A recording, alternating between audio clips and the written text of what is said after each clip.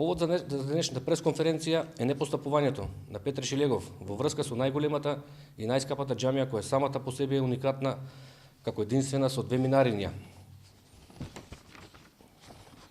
Оваа џамија е изградена на атрактивна локација до самиот автопат на излезот од Скопје спрема Тетово, а за која, според потврдени сознанија на македонската тајна полиција, за нејзина изградба се донирани најмногу средства за џемиите во Македонија од една исламска држава.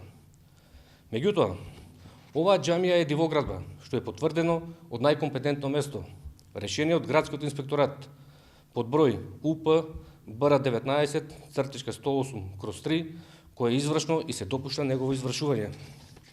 Врз основа на ова решение, инспекторатот на град Скопје има донесено заклучок број 19/108/4 за дозвола за извршување, во кој стои, цитирам: се налага на исламската верска заедница веднаш сам го урне верскиот објект џамија, бидејќи е изграден спротивно на просторниот урбанистички план. Доколку исламската верска заедница не постапи по овој заклучок, извршувањето ќе се спроведе по присилен пат од страна на градскиот инспекторат.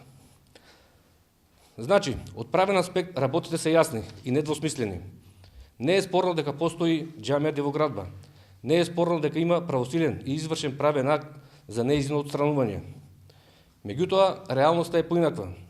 До денешен ден, овој правосилен и извршен правен акт стои закочен во фиоката и на новиот градоначелник Петре Шилегов, и тој не постапува по овој заклучок и не го спроведува.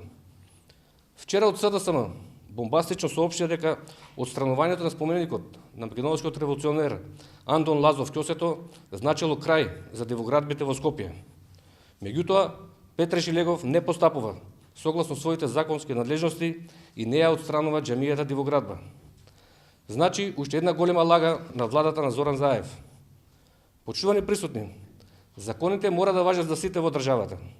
Новата легална власт ќе ги разгледа можностите за правна, законска одговорност за сите случаи во изминатите 27 години за своеволно и незаконско поставување на објекти поврзани со албанското малцинство во земјата. Оваа катастрофа што ја предизвикаа СДСМ и ВМРО ДПМН во изминатите 27 години, законите да важат за сите, но не и за албанското малцинство, мора да престане. Ви благодарам.